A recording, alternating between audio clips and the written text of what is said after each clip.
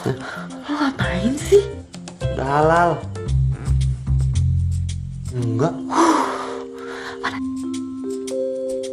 Setelah 12 tahun bersahabat dekat dengan berbagai masalah dari SMP hingga perguruan tinggi, dari gonta-ganti pacar, jarak yang jauh, dan perbedaan prinsip, akhirnya Dito dan Ayu bisa menikah. Sebuah kisah klasik tapi penuh misteri, sahabat dekat yang kini menikah di usia muda. Dan inilah film Teman Tapi Menikah bagian 2.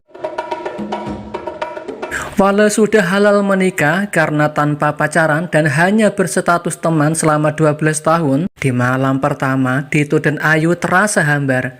Hal ini terjadi karena bagi Ayu, Dito yang dulu teman dekatnya sejak SMP dan tiba-tiba kini menjadi suaminya, membuat Ayu masih merasa jika Dito adalah teman dan tidak pantas diberi sesuatu yang lebih.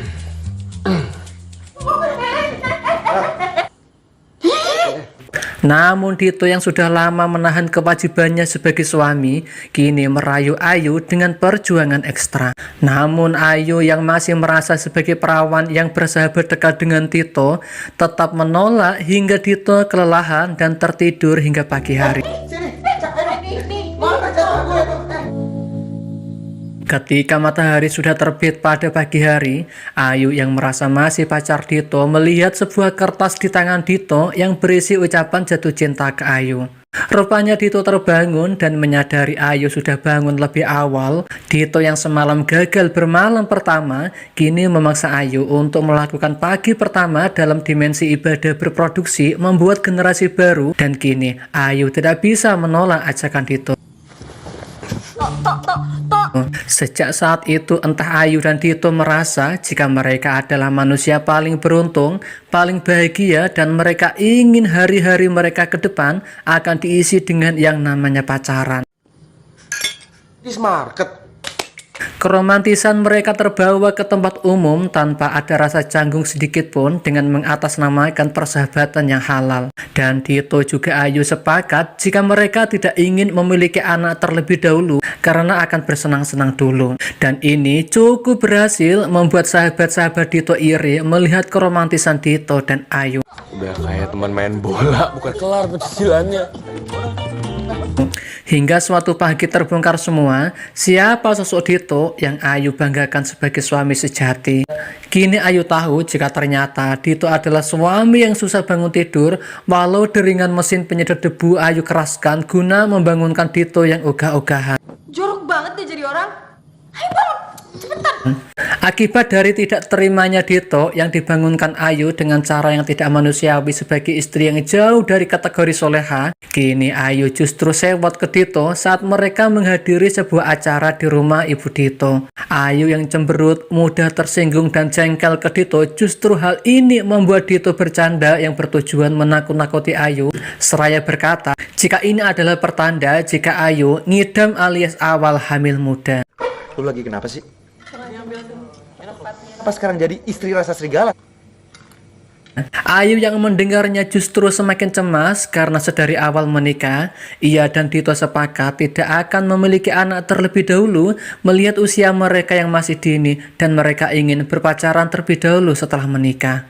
Namun apalah daya, manusia hanya bisa berencana dan akhirnya Allah lah yang menentukan. Di saat Ayu berada di kamar mandi yang sangat lama dengan kondisi mual dan muntah layaknya pertanda jika ia hamil, dan dari tes pack kehamilan yang dibeli Ayu terjawab sudah jika ada 2 garis biru di tes pack tersebut yang menandakan jika Ayu positif hamil. Masa gue hamilin teman gue sendiri sih? Bukan anak gue kan? Mengetahui hal ini, entah itu Dito maupun Ayu serasa berduka karena berita ini sangat tidak menyenangkan bagi keduanya. Tidak seperti keluarga baru pada umumnya yang menanti datangnya si buah hati hasil dari cloning suami dan istri, dan mereka justru ketakutan akan hal itu. Hingga Ayu bermimpi jika ia hamil dan akan melahirkan yang sangat menyakitkan, hingga Dito akan meninggalkan Ayu karena fisik Ayu yang berubah setelah melahirkan. Namun betapa kagetnya Ayu saat ia membangunkan Dito dan menceritakan mimpinya tersebut. Tak disangka jawaban Dito di luar sangkaan Ayu yang berkata jika Dito tidak akan berubah dalam mencintai Ayu, apapun perubahan fisik Ayu, entah sebelum hamil, saat hamil, bahkan hingga Ayu sudah nenek-nenek tua nantinya. Hingga akhirnya mereka menerima keadaan ini dan Ayu memeriksakan kandungannya ke dokter kandungan yang memberitahu jika kandungan Ayu sudah berusia 8 minggu. Namun tiba-tiba rasa senang Ayu dan Dito yang awalnya menerima kondisi ini berubah menjadi paranoid atau ketakutan yang sangat saat melahirkan, di mana ketika dokter menjelaskan jika melahirkan akan sangat menyakitkan dengan kontraksi yang hebat, pendarahan, atau bahkan operasi sesar yang kemungkinan gagal. Tinggal black di sini. Set, ada komplikasi. Dan rasa takut Ayu semakin parah ketika ibu dan mertuanya menjelaskan dengan kalimat yang tidak jauh berbeda dengan si dokter. Dengan alasan Ayu tidak mendapat kepuasan dan justru semakin takut membuat ia memilih menambah info tentang kehamilan dari buku yang lebih nyaman tanpa cerita-cerita yang menakutkan ala ibu-ibu konvensional. Rupanya dari awal ketakutan Ayu tentang kehamilannya yang beralih cara dia menggali info tentang kehamilan melalui banyak buku membuat Ayu sibuk dengan dunianya sendiri, yaitu menghabiskan waktunya untuk membaca buku dan pelan-pelan melupakan posisi Dito saat ada di sampingnya yang membuat Dito jengah ke Ayu. Aku di mobil aja. Tuh gitu ngapain ikut, Cip? Kini cinta Dito ke Ayu yang mulai goyang akibat hadirnya orang ketiga alias si Jabeng Mas bayi dalam rahim Ayu membuat Dito akan pergi konser ke Kalimantan tanpa pamit ke Ayu saat Ayu masih tertidur. Namun rupanya Ayu yang sudah terbangun tiba-tiba ingin ikut Dito manggung dengan alasan Ayu tidak bisa pisah dari Dito akibat efek kehamilannya dan perubahan hormon. Kemana? Mas mau manggung. Ikut. Cuma 3 hari doang, Cip. Karena Dito terlalu mepet memesan tiket pesawat untuk Ayu, ternyata Dito bisa mendapat tiket tersebut dengan harga 10 kali lipat dari harga biasa. Dan meski mahal, Dito harus membayarnya tanpa Ayu tahu. Dito yang masih menyimpan rasa jengkelnya ke Ayu bertambah jengkel, marah, dan penuh emosi pertama kalinya setelah menikah karena setiba di hotel ternyata Ayu tiba-tiba lemah dan hanya ingin tidur di hotel, tidak mau ikut Dito manggung. Sedangkan Dito menganggap jika Ayu terlalu lemah saat hamil muda dan ia ingin mengajak Ayu untuk melihat konser Dito saat Dito menabuh alat perkusi. Dengan sangat terpaksa Dito meninggalkan Ayu yang lagi sangat sedih akibat dimarahi Dito dan kemarahan Dito terbawa hingga ia usai manggung. Hormon orang hamil tuh kayak gini. Berubah dong.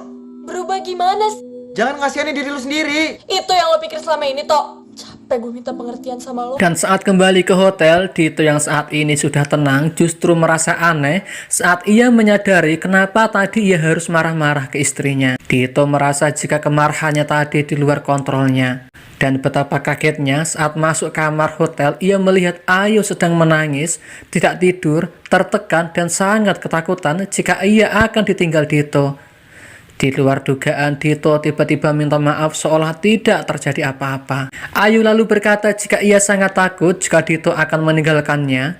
Namun Dito berkata jika beban Ayu akan dipikul bersama-sama. Hingga akhirnya Dito berhasil memeluk Ayu dan hubungan kembali normal. Kalau kita mau jalaninnya bareng-bareng. Masih panas sedikit, Mas, cabut. Mas itu nggak mau meledak di depan kamu. Dan pada suatu hari, Ayu merasa sangat tertekan usai bertemu dengan kedua sahabatnya yang masih single. Di mana kedua temannya membicarakan agenda liburan mereka yang membuat Ayu cemas karena sudah lama ia tidak traveling sesuai rencana saat awal menikah. Dito yang memahami kebutuhan jiwa sang istri tahu apa yang harus ia lakukan untuk membuat Ayu senang, yaitu healing atau liburan menghilangkan kepenatan Ayu segera. Dan Bali adalah tujuannya. Jalan-jalan keliling dunia kan, Mas. Kayaknya kamu butuh healing deh. Di momen ini Ayu dan Dito merasa jika ini adalah pacaran spesial mereka. Karena setelah hampir menikah 9 bulan lalu, mereka hampir tidak pernah liburan yang fokus pada quality time bagi keduanya.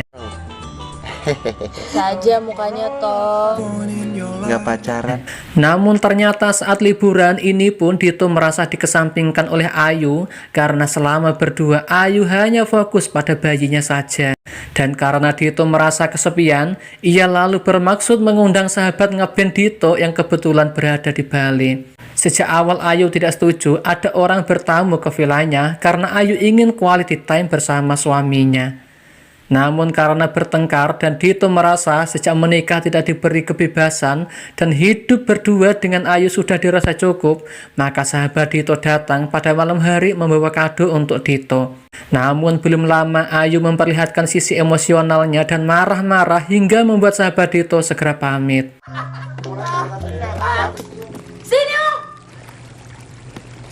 Yaudah silakan pergi. Ayu berkata ke Dito kalau dia hanya ingin quality time hanya bersama Dito semasa kehamilannya saja dan tidak boleh ada orang lain yang mengganggunya. Udah pada pulang tuh. Puas. Quality time sama Cip. Hingga esok hari saat Dito jogging sendirian, Ayu tiba-tiba mengalami pendarahan dan Dito yang masih jengkel ke istrinya langsung panik dan semua kesalahan yang menyebabkan Ayu pendarahan dilimpahkan ke Ayu semua dengan berbagai alasan seperti Ayu yang olahraga terlalu keras. Mas tinggal sebentar aja langsung pendarahan sih. Kamu kecapean? Tolong bisa diam dikit gak sih lo? Namun betapa leganya hati mereka saat bidan Bule berkata jika bayi mereka sehat dan normal. Karena merasa jika mereka tidak bisa hidup sendiri dan harus saling melengkapi sesuai janji sebelum menikah, Dito akhirnya rela full time menemani dan melayani Ayu sepenuh hati. Aku juga sayang sama kamu kok, Cip. Apaan? Hingga suatu hari Dito dan Ayu diwawancarai oleh Sarah Sechan di sebuah televisi dan di acara itu Dito berkata jika ia dan Ayu akan di Bali hingga lahiran. Akibatnya orang tua mereka di Jakarta kaget dan sangat tidak setuju jika Ayu lahiran di Bali karena tidak ada yang mendampinginya. Namun keduanya ngotot dengan alasan ada bidan Bule di Bali yang bisa diandalkan dan bidan tersebut sudah bersertifikat. Namun ketika Ayu dan Dito konsultasi ke dokter kandungan di sana, mereka justru heran dengan si dokter kalau dokter berkata jika Ayu nanti disarankan melahirkan dengan cara sesar yang memiliki banyak kelebihan seperti bisa menentukan tanggal dan hari lahir. Hingga akhirnya mereka pergi meninggalkan sang dokter yang menciptakan paranoid bagi keduanya. Dan setiba di rumah Dito berkata jika ia selama ini merasa dinomorduakan Ayu setelah ia hamil. Dito lalu bertanya apakah jika bayinya kelak lahir dirinya akan dilupakan Ayu juga. Ayu lalu menjawab jika antara Dito dan si mas bayi cintanya beda. Dito adalah cinta pertama Ayu dan tidak bisa tergantikan, sedang si mas bayi dalam rahim adalah anugerah. Mendengarnya Dito sangat senang, lalu ia meminta begituan kepada Ayu. Dia sama dia daripada sama Mas. Lebih sayang sama dia daripada sama Mas. Dilus-lus. Kalau kamu itu pilihan aku, dia itu pemberian Tuhan. Namun kesenangan Ayu harus berkurang di saat Dito harus kembali ke Jakarta karena ada konser. Sehingga dengan terpaksa Ayu harus sendirian dalam kondisi hamil di salah satu villa di Bali dengan nuansa yang sangat indah. Kesedihan Ayu semakin bertambah kalau Ayu diberitahu dokter jika posisi bayi Ayu sungsang alias kepala bayi ada di atas dan Ayu harus lahir dengan cara sesar. Tapi Saya sungsang. Ayu yang sedih berhasil ditenangkan Dito melalui telepon yang meminta agar Ayu banyak-banyak berbicara dengan si mas bayi dalam rahim agar mau lahiran secara normal. Dan ketika Dito sudah tiba di Bali, tiba-tiba pada malam hari, Ayu merasakan kontraksi yang sangat hebat dan mereka yakin jika Ayu akan segera lahiran. Mereka lalu mendatangi bidan Bule, namun dari tengah malam hingga siang dan menjelang sore hari, bukaan belum lengkap hingga bidan Bule menyarankan ke Dito agar Ayu bisa dirujuk ke rumah sakit. Karena lahiran dengan normal yang dipaksa akan berbahaya bagi sang ibu. Namun karena Dito dan Ayu sama-sama ngotot ingin lahiran secara normal, dengan rasa takut dan cemas, Dito berulang kali mengajak bicara si mas bayi yang di dalam rahim agar mau lahir secara normal. Dan dengan kesabaran keduanya, akhirnya si mas bayi berhasil lahir dengan selamat yang diberi nama Dia Skala Bumi, atau singkatan Dito Ayu yang terlihat di bumi ini. Bayi mungil hasil cinta kasih Dito dan Ayu yang disambut kedua orang tua Dito dan Ayu serta sahabat-sahabat terdekatnya. Dan sampai di sini kisah berakhir. Pesan dari film ini, berkeluarga memiliki banyak hambatan. Namun hambatan tersebut tak ubahnya seperti bumbu masak yang membuat berkeluarga semakin nikmat. Saya Darsin Pelangi. Ah,